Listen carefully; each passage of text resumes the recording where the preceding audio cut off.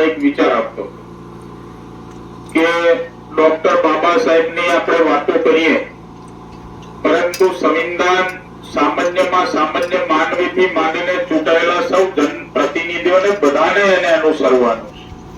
તો મને એક વિચાર આવતો હતો કે આપસિંહભાઈ આ મોગરા જૂથ ગ્રામ પંચાયતમાં સરપંચશ્રી તરીકે કામ કરે છે.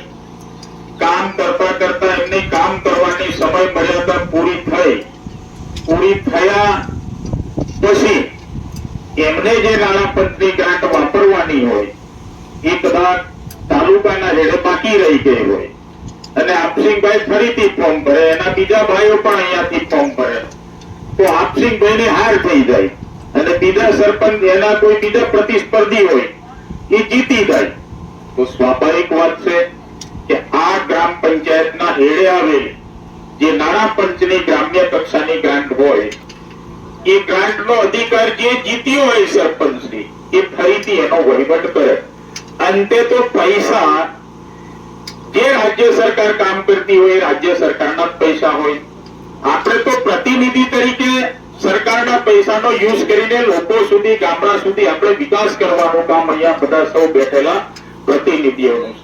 ત્યારે આપણે બધા સૌ આ વિસ્તારની અંદર માન્ય મુખ્યમંત્રી શ્રી ભૂપેન્દ્રભાઈ પટેલ સાહેબનો આપણે આભાર માનવો જોઈએ કે ઘરમાં પૈસા ના હોય તો આપણા ઘરમાં કોઈ વ્યવસ્થા કરી શકતા નથી.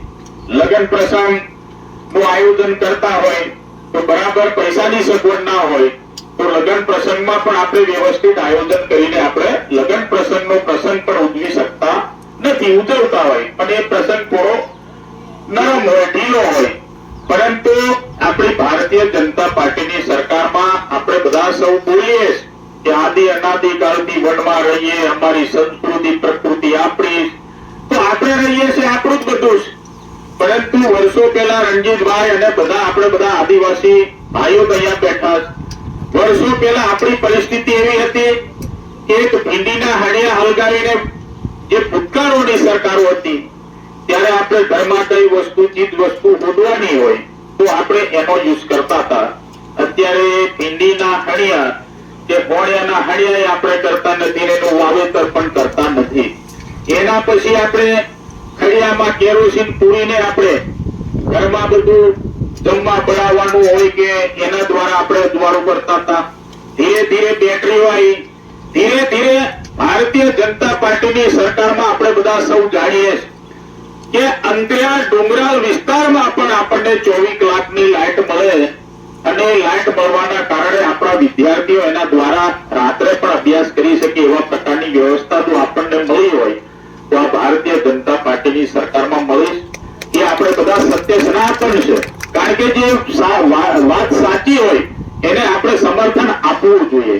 આ વિસ્તારની અંદર મેં હમણાં રણજીતભાઈને પૂછ્યું કે મોગરાથી આ લીમડાબારીનો રોડ ખાતમુહૂર્ત આપણે કહીએ ટૂંક સમયની અંદર ખસરાથી કેલ્લાબારી થી માંડીને અન્ય રસ્તા તમારા આપેશ્વર વિસ્તારની અંદર આપેશ્વર થી એકબીજા ફળિયાને જોડવાના, એના માટે લગભગ તમારા ડુંગરાળ વિસ્તારમાં ભારતીય જનતા પાર્ટીની સરકારમાં હજુ પણ 30 થી 35 થી 40 કરોડ રૂપિયાના ખાતમુહૂર્ત કરવાના બાકી. એટલા કામો ભારતીય જનતા પાર્ટીની સરકારમાં ઓનલી ફોર તમારી આ રણજીતભાઈની જિલ્લા પંચાયતમાં આપણા માન્ય મુખ્યમંત્રી શ્રી ભૂપેન્દ્રભાઈ પટેલ સાહેબના આશીર્વાદો આપણને પ્રાપ્ત થયા. તો સ્વાભાવિક વાત છે કે આપણને વિકાસ જોઈએ તો પૈસા આપણને નહીં આપે, પૈસા કોઈ સરકાર ના ફાળવે તો આપણે એક પથ્થરો પણ મૂકી શકતા નથી. મેં દરેક જગ્યાએ કહું છું કે આપણે બિરસા મુંડા ભગવાનને યાદ કરીએ. આપણને આઝાદી વખતે લડીને આપણને આઝાદી અપાવી ક્રાંતિકારી આપણા આદિવાસી ભગવાન હતા બિરસા મુંડા. મહાત્મા ગાંધી બાપુની વાત કરીએ, એ અંગ્રેજોની સામે લડીને આપણને આઝાદી અપાવી. પરંતુ ગાંધી બાપુનું સ્વપ્ન એ હતું કે આઝાદ ભારત તો હતું પણ સાથે સાથે સ્વચ્છ ભારત પણ હતું. તો સ્વાભાવિક વાત છે દેશના પ્રધાનમંત્રી નરેન્દ્રભાઈ મોદી સાહેબનું આહવાન આખા દેશમાં મારો ભારત દેશ સ્વચ્છ હોવો જોઈએ. પરંતુ અંતે કામ કરવાની જવાબદારી આપણા ચૂંટાયેલા સૌ જનપ્રતિનિધિઓની સરપંચથી માંડીને તાલુકા પંચાયતના સભ્ય, જિલ્લા પંચાયતના સભ્ય, ધારાસભ્ય શ્રી, સંસદ સભ્ય શ્રી, અધિકારીઓ બધા આપણે સાથે મળીને આપણો આ કવાંટ તાલુકો સ્વચ્છ બને એના માટે પણ આપણે કામ કરવાનું છે ને આપણે બધા પ્રયત્નો હાથ ધરીને આગળ વધવું જોઈએ. એવી જ રીતે મેં આંગણવાડીઓની પણ વાત કરું છું, મધ્યાહન ભોજનની પણ વાત કરું છું.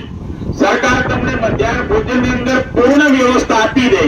કામ કરવાવાળા વિસ્તારમાં ભીલ જાતિના આપણા ભાઈઓ હોય તો સંચાલક ભીલે જ હશે, આંગણવાડીના સંચાલિકા બેન પણ આપણી ભીલ હશે, બાળકો નાસ્તો લેવા જશે તો પણ આપણા ભીલ જાતિના લોકો, આદિવાસી સમાજના લોકો જ નાસ્તો લેવા માટે જશે. સ્કૂલમાં પણ આપણા જ સમાજના બાળકો ભણતા હશે, ક્યાં ને ક્યાં આપણા આદિવાસી સમાજના શિક્ષકો પણ હશે.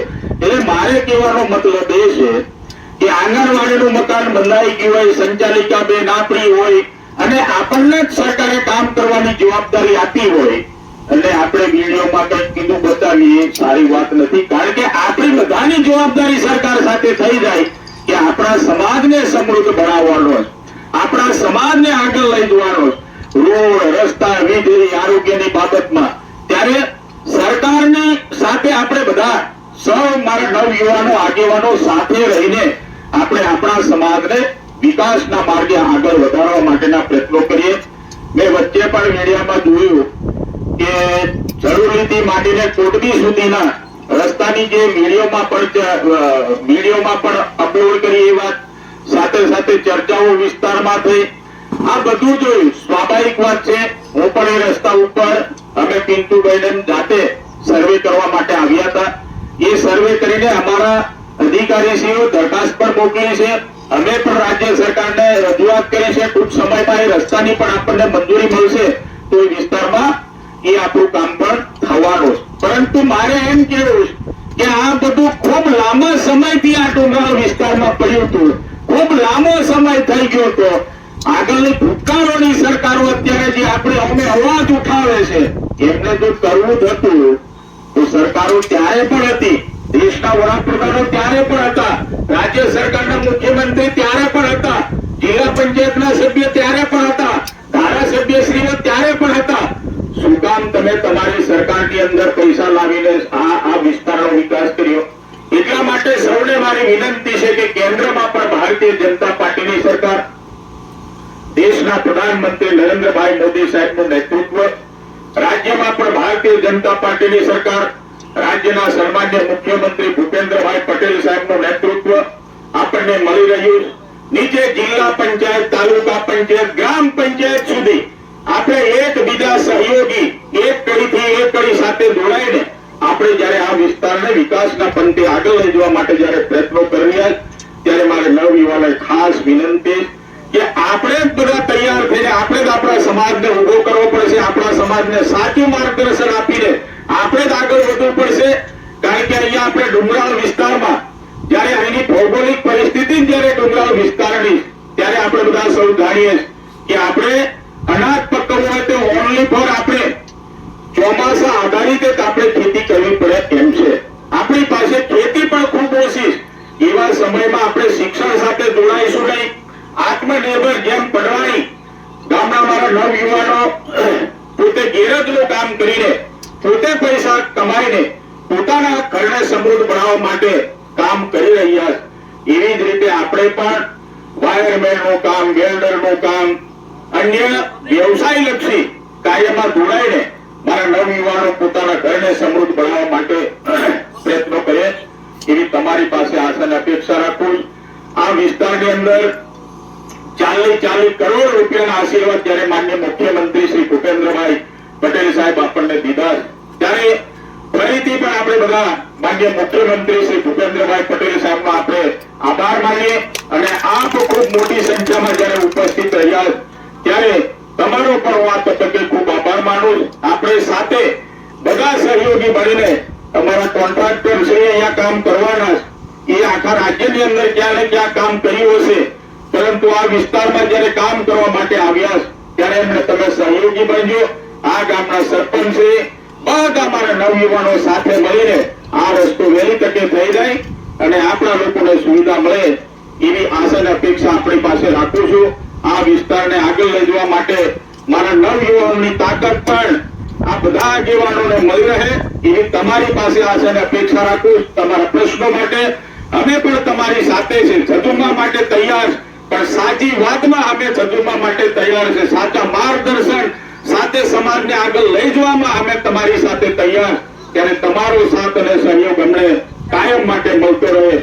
આવા નવા કામો આપણે બધા સાથે મળીને કરતા રહીએ એવી આશા અપેક્ષા સાથે મારી વાણીને વિરામ આપું.